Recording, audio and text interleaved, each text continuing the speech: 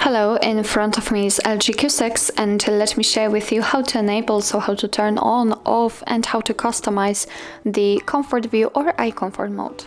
So first of all, we will begin with customization. So let's enter the settings, tap on the display right here, and now let's scroll down a little bit to the appearance.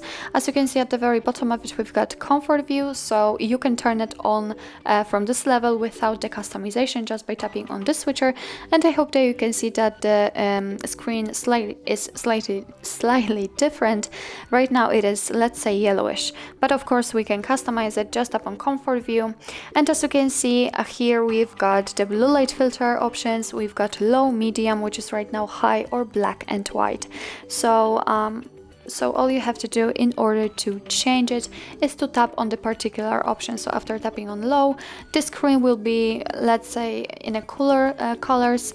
After tapping on high, it will be more yellowish, or we can choose black and white, and the whole system, the whole menu will be displayed in only black, white and gray colors. So obviously it's up to you which option you'd like to use. I will stick with high.